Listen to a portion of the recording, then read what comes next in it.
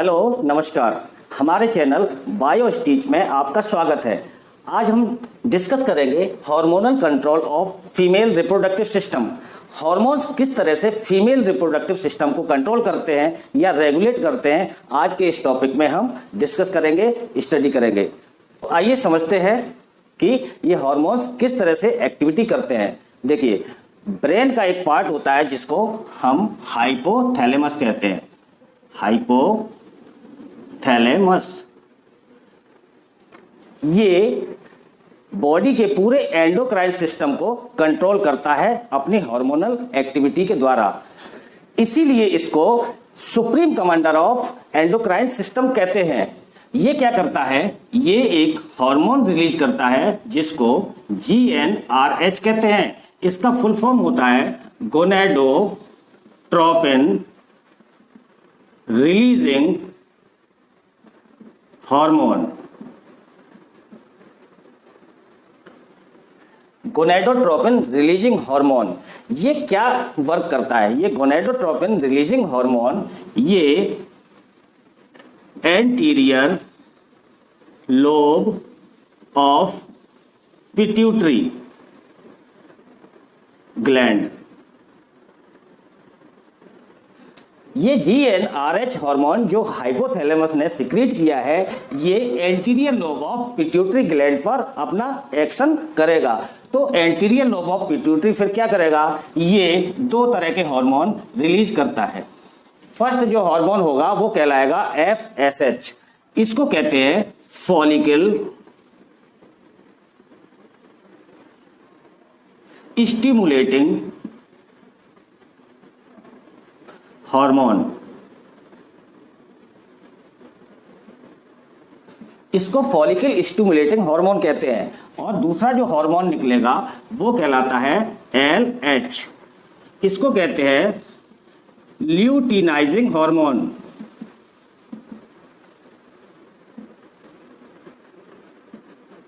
इसको luteinizing hormone कहते हैं। अब ये FSH और LH हार्मोन क्या करते हैं, ये हम एक एक कर स्टडी करेंगे। देखिए, FSH जैसा कि नाम से इसके प्रतीत होता है, फॉलिकल स्टिमुलेटिंग हार्मोन है। ये फॉलिकल्स को स्टिमुलेट करता है। फॉलिकल्स क्या होते हैं? देखिए, हम थोड़ा समझ लेते हैं कि फॉलिकल्स क्या होते हैं। किसी भी गर्ल के पैदा होने से पहले, जन्म लेने से पहले, उसकी बॉडी डेवलपमेंट में जब रिप्रोडक्टिव सिस्टम का डेवलपमेंट होता है तो उसकी ओवरीज में ये फॉलिकल्स बनते हैं। ये प्रत्येक ओवरी में इन फॉलिकल्स की संख्या 60 से 80 हजार तक होती है।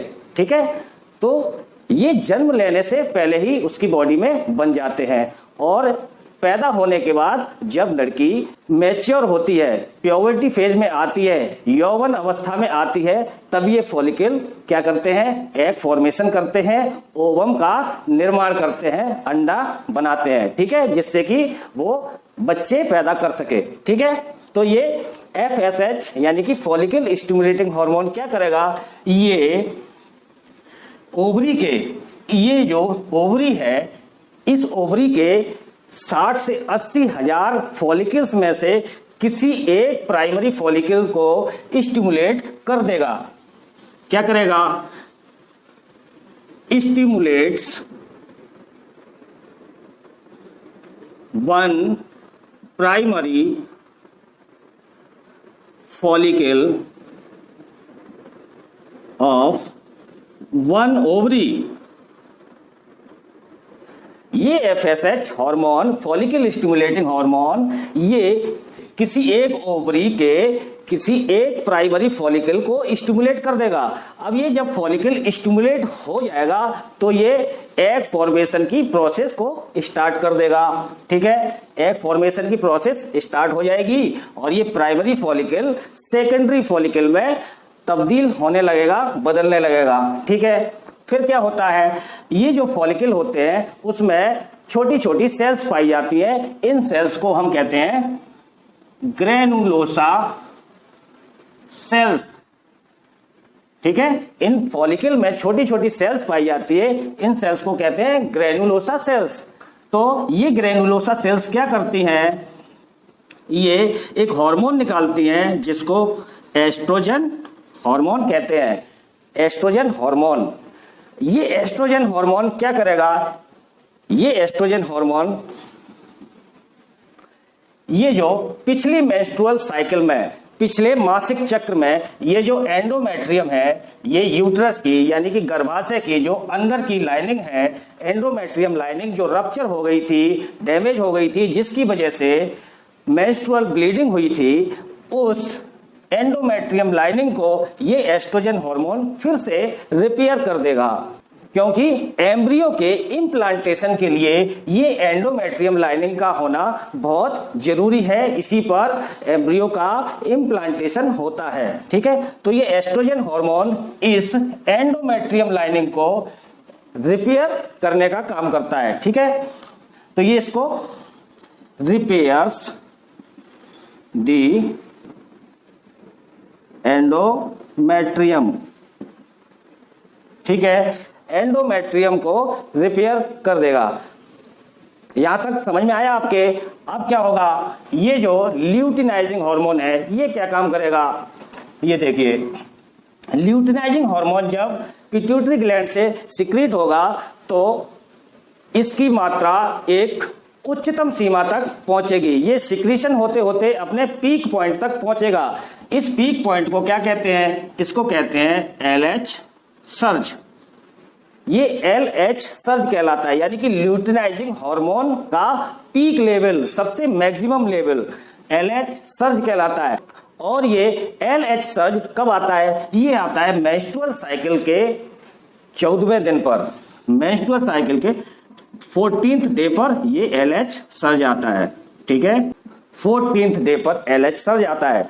जब एलएच सर्ज आएगा तो ये क्या करेगा, जो प्राइमरी फॉलिकल सेकेंडरी फॉलिकल में तब्दील हुआ है, जो बदला है, उससे ये ओव्यूलेशन करेगा। क्या करेगा, ओव्यूलेशन करेगा। मीन्स ये जो ग्रेफियन फॉलिकल है उसको रप्चर कर देगा, उसकी वॉल को रप्चर कर देगा, फाड़ देगा, जिससे एग बाहर निकल आएगा, ओवम बाहर निकल आएगा, सेकेंडरी oocyte बाहर आ जाएगा। ठीक है, तो इस प्रोसीजर को ओव्यूलेशन कहते हैं। जब एग बाहर आ गया तो क्या होगा, फिर जब एग बाहर आ गया तो ग्रेफियन फॉलिकल की जो बॉडी बची, क्योंकि ग्रेफियन फॉलिकल से एग तो बाहर आ गया, अब क्या बचा पीछे, उसकी बॉडी बची। उसकी बॉडी में क्या होगा, कुछ क्लॉट भर जाएगा। ठीक है, ओवरी का कुछ क्लॉट उस बॉडी के अंदर भर जाएगा। तब ये फॉलिकल क्या कहलाता है, इस फॉलिकल का नाम चेंज हो जाता है। इसको कहते हैं कॉर्पस लुटियम। ये कॉर्पस लुटियम कहलाता है। ये कॉर्पस लुटियम क्या करेगा, ये कॉर्पस लुटियम एक हार्मोन निकालेगा। इस हार्मोन का नाम है प्रोजेस्टेरॉन। ठीक है, इस हार्मोन का नाम प्रोजेस्टेरॉन है। ये प्रोजेस्टेरॉन क्या करेगा, देखिए, जब इम्प्लांटेशन होता है, भ्रूण जब इम्प्लांट होता है और भ्रूण का डेवलपमेंट होता है, तो ये प्रोजेस्टेरॉन हार्मोन उस इम्प्लांटेशन में और उसके एम्ब्रियो के डेवलपमेंट में हेल्प करता है। ये प्रोजेस्टेरॉन हार्मोन, जब ये प्रोजेस्टेरॉन हार्मोन यहाँ से निकलेगा, इसकी मात्रा बढ़ेगी, तो क्या होगा, तो ये क्या होगा, यहाँ से एक फीडबैक मैकेनिज्म स्टार्ट होगी। क्या होगा, एक फीडबैक मैकेनिज्म स्टार्ट होगी। यहाँ से एक फीडबैक जाएगा, कहाँ जाएगा, यहाँ जाएगा, एंटीरियर लोब ऑफ पिट्यूटरी पे, एंटीरियर लोब ऑफ पिट्यूटरी पर ये फीडबैक जाएगा। क्या जाएगा फीडबैक, ये फीडबैक जाएगा कि अब ये जो FSH आपने निकाला है, फॉलिकल स्टिमुलेटिंग हार्मोन जो आपने निकाला है, ये अब निकालना बंद कर दीजिए। क्यों, क्योंकि एंडोमेट्रियम रिपेयर हो चुकी है ऑलरेडी, अब इसके रिपेयरमेंट की जरूरत नहीं है। ठीक है, और फॉलिकल भी स्टिमुलेट होकर एग फॉर्मेशन कर चुका है, एग बाहर आ चुका है, अब फॉलिकल को भी स्टिमुलेट करने की जरूरत नहीं है। ठीक है, तो ये आप क्या करो, FSH को निकालना बंद कर दो। ठीक है, तो ये फीडबैक मैकेनिज्म से ये फीडबैक जाएगा पिट्यूटरी ग्लैंड पर, ताकि इनका FSH का सिक्रीशन बंद हो जाए। ठीक है। साथ ही ल्यूटिनाइजिंग हार्मोन का भी सिक्रीशन यहाँ पर बंद होगा। क्यों? क्योंकि अब LH सर्ज नहीं लाना है जो 14th डे पर होता है। LH सर्ज से क्या होता है? ओव्यूलेशन होता है। ओव्यूलेशन ऑलरेडी हो चुका है, एग ओवरी से बाहर आ चुका है। जब ओव्यूलेशन हो गया है, एग ओवरी से बाहर आ चुका है, तो फिर से इतनी जल्दी एग निकालने की जरूरत नहीं है। इसलिए ये फीडबैक जाएगा कि LH का भी सिक्रीशन बंद किया जाए और FSH का भी सिक्रीशन बंद कर दिया जाए। ठीक है। अब क्या होता है, ये जब ओव्यूलेशन हो गया, ओवरी से ये एग यहाँ पर निकल आया। ठीक है। ये क्या निकला? एग निकला। Egg means ovum. ठीक है। ये ओवम बाहर आ गया। अब ये ओवम जब बाहर आएगा तो आपने ये देखा है फीमेल रिप्रोडक्टिव सिस्टम का ये, तो ये क्या चीज होती है? ये कहलाती है इन्फंडिबुलम। ये कीप लाइक स्ट्रक्चर होता है, कीप जैसे होती है। कि कीप कैसे होती है? इस तरह से। ठीक है। ये कीप होती है और इस कीप पे उंगली की तरह स्ट्रक्चर होते हैं। ठीक है। ये उंगली की तरह ये स्ट्रक्चर होते हैं। ये उंगली की तरह के स्ट्रक्चर फिम्बरी कहलाते हैं। जब ये एग बाहर आएगा तो ये फिम्बरी क्या करती है?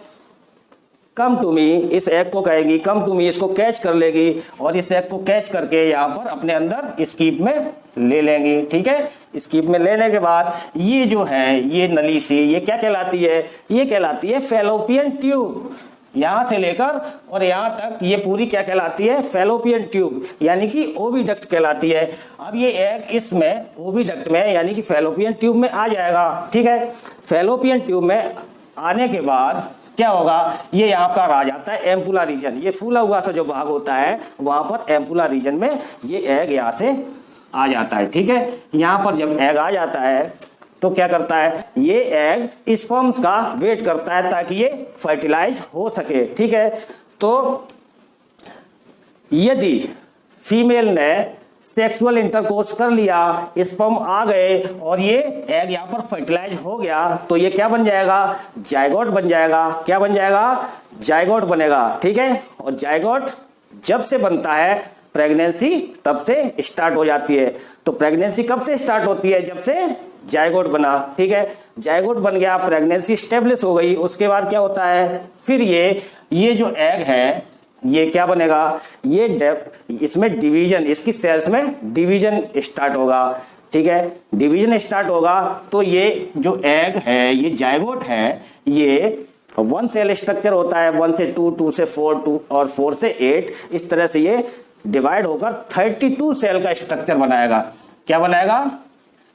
32 सेल्स का स्ट्रक्चर बनाएगा। ठीक है। इस 32 सेल्स के स्ट्रक्चर को क्या कहते हैं? इसको कहते हैं ब्लास्टोसिस्ट। क्या कहते हैं? ब्लास्टोसिस्ट कहते हैं। 32 सेल के स्ट्रक्चर को ब्लास्टोसिस्ट कहते हैं। ये ब्लास्टोसिस्ट यहां बनने के बाद ये यूट्रस में आके यहां पर किसी जगह ये इम्प्लांट हो जाएगा। ठीक है। यहां पर किसी जगह आके इम्प्लांट हो जाएगा। अब जब ये यहाँ पर इम्प्लांट हो जाएगा तो ये कॉर्पस लुटियम क्या करेगा? ये प्रोजेस्टेरोन पूरे 9 महीने तक, पूरे 9 साढ़े 9 महीने तक, जब तक प्रेगनेंसी रहेगी, बच्चा पेट में रहेगा, तब तक ये कॉर्पस लुटियम प्रोजेस्टेरोन निकालता ही रहेगा। क्योंकि इस फीटस के डेवलपमेंट के लिए प्रोजेस्टेरोन हार्मोन की जरूरत होती है। फीटस का डेवलपमेंट प्रोजेस्टेरोन हार्मोन से ही होता है। ठीक है। उसका डेवलपमेंट, उसका नरिशमेंट जो भी है वो प्रोजेस्टेरोन उसमें हेल्प करता है। ठीक है। और अगर 14th डे पर जब ओव्यूलेशन हुआ, अंडा निकला ओवरी से, जब अंडा निकलता है 14th डे पर, मेंस्ट्रुअल साइकिल्स के 14th डे पर जब एग निकला और उस समय फीमेल ने सेक्सुअल इंटरकोर्स नहीं किया, ठीक है, स्पर्म नहीं आया और ये एग फर्टिलाइज नहीं हुआ, जायगोट नहीं बना, तो क्या होगा? ये प्रोजेस्टेरोन, ये कॉर्पस लुटियम जो प्रोजेस्टेरोन पहले से बन चुका है वो बन चुका है। ठीक है। तो फिर क्या होगा? जब जायगोट नहीं बनेगा तो इसके पास मैसेज आ जाएगा, फीडबैक आ जाएगा कि फर्टिलाइज नहीं हुआ एग, जायगोट नहीं बना है। तो फिर अब प्रोजेस्टेरोन की जरूरत नहीं है क्योंकि प्रेगनेंसी स्टेब्लिश नहीं हुई है, तो प्रोजेस्टेरोन अब नहीं चाहिए, तो प्रोजेस्टेरोन का लेवल कम होगा। कैसे कम होगा? ये जो कॉर्पस लुटियम है, ये कॉर्पस लुटियम है, ये डीजेनरेट हो जाएगा, ये नष्ट हो जाएगा, अपने आप स्वतः खत्म हो जाएगा। जब कॉर्पस लुटियम खत्म हो जाएगा, प्रोजेस्टेरोन बनना बंद हो जाएगा। ठीक है, जब प्रोजेस्टेरोन बनना बंद हो जाएगा तो बॉडी में प्रोजेस्टेरोन का लेवल यानी कि प्रोजेस्टेरोन हार्मोन का लेवल कम हो जाएगा। इधर एस्ट्रोजन का लेवल भी यहाँ पर कम हो चुका है। जब एस्ट्रोजन और प्रोजेस्टेरोन दोनों का लेवल कम हो जाएगा तो फिर क्या होगा?